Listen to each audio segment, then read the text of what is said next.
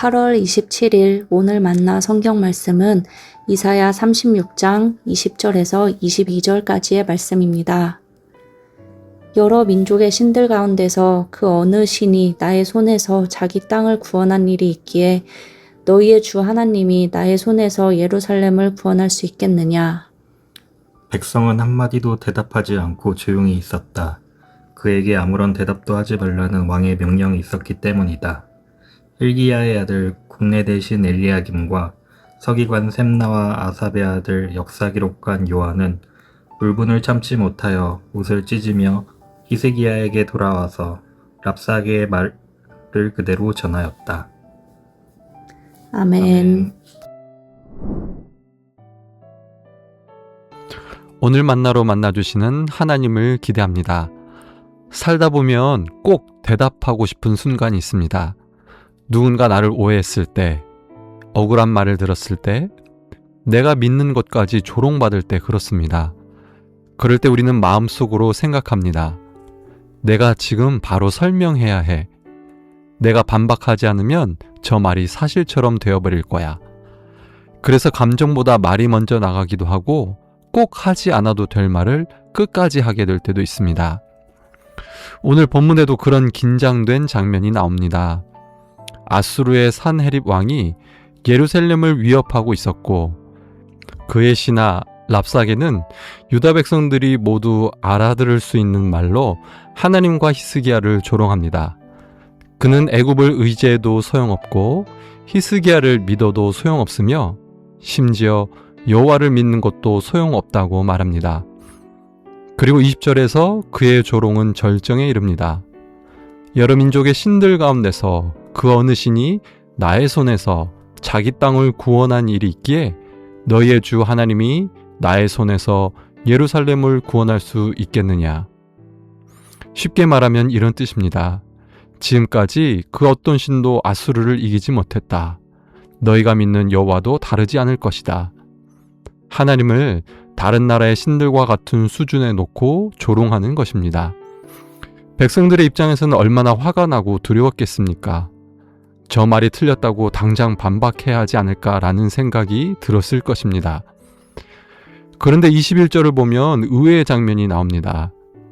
백성은 한마디도 대답하지 않고 조용히 있었다. 아무도 대답하지 않았습니다. 저는 이 장면이 참 인상적입니다. 랍사게는 계속 말합니다. 큰 소리로 조롱합니다. 그런데 하나님의 백성은 침묵합니다. 왜 그랬을까요?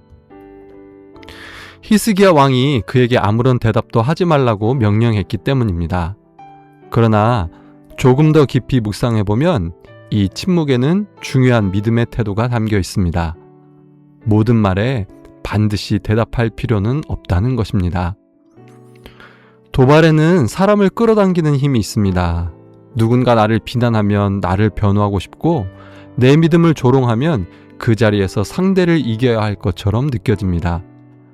그런데 그렇게 즉시 반응하기 시작하면 어느 순간 상대방의 말이 내 감정과 행동을 결정하기 시작합니다. 그러나 백성들은 그 흐름을 끊었습니다. 그들의 침묵은 이런 고백과도 같습니다. 당신의 말이 우리의 현실에 마지막 말을 하게 두지 않겠습니다. 그래서 믿음은 언제나 큰 소리로 말하는 것이 아닙니다. 때로 믿음은 대답하지 않아도 되는 순간을 견디는 것입니다. 우리는 종종 이렇게 생각합니다. 내가 설명하지 않으면 사람들이 오해할 거야. 내가 반박하지 않으면 내가 틀렸다고 생각할 거야. 심지어 내가 하나님을 변호하지 않으면 하나님의 명예가 훼손될 거야 라고 생각할 수도 있습니다. 그러나 우리는 하나님을 지켜드리는 사람이 아닙니다. 오히려 하나님께서 우리를 지키시는 분입니다. 이사야 37장으로 넘어가면 히스기야는 랍사게와 말싸움을 시작하지 않습니다. 하나님께 나아갑니다. 그리고 결국 하나님께서 말씀하시고 하나님께서 행동하십니다. 그러므로 오늘 본문의 침묵은 패배가 아닙니다. 침묵은 마지막 말을 하나님께 맡기는 믿음입니다. 이 모습은 예수님에게서도 볼 수 있습니다. 예수님은 자신을 고발하고 조롱하는 사람들의 모든 말에 일일이 자신을 변호하지 않으셨습니다. 자신의 의로움과 마지막 판결을 아버지께 맡기셨습니다.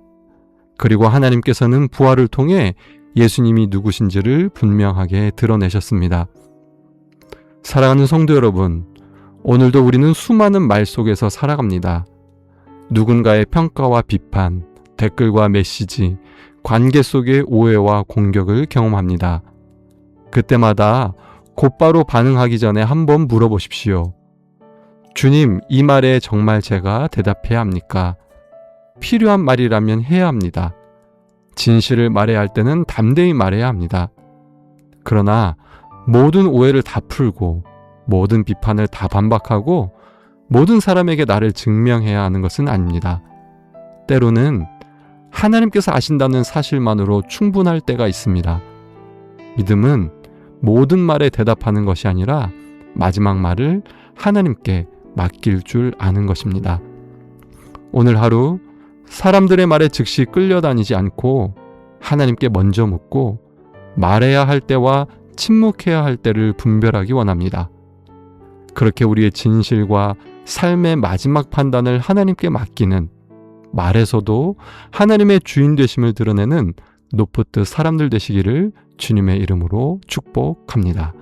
기도하겠습니다.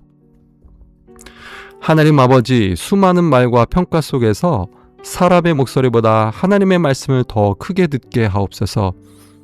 억울함과 두려움 때문에 서둘러 반응하거나 나 자신을 증명하려 하지 않게 하시고 말해야 할 때와 침묵해야 할 때를 분별하는 지혜를 주옵소서. 우리의 마음이 흔들릴 때 그 마음을 다른 사람에게 쏟아내기보다 먼저 하나님 앞으로 가지고 나아가게 하옵소서. 우리의 삶과 진실에 대한 마지막 말씀은 언제나 하나님께 있음을 믿으며 오늘도 하나님을 신뢰하며 살아가게 하옵소서. 예수님의 이름으로 기도드립니다. 아멘. 두 가지 기도 제목으로 기도하겠습니다. 사람들의 말과 평가에 흔들려 즉시 반응하거나 자신을 증명하려 애쓰기보다 힘든 마음을 하나님께 가지고 나아가며 마지막 말을 하나님께 맡기는 믿음으로 살아가게 하옵소서. 사회선교와 환경선교를 위해서 기도합니다. 우리 교회가 세상의 크고 강한 목소리에 휩쓸리지 않고 하나님의 말씀을 따라 소외되고 고통받는 이웃의 목소리에 귀 기울이며 창조 세계를 돌보고 회복하는 일에 신실하게 참여하게 하옵소서. 이 기도 제목으로 기도하신 후에 개인 기도 하시겠습니다.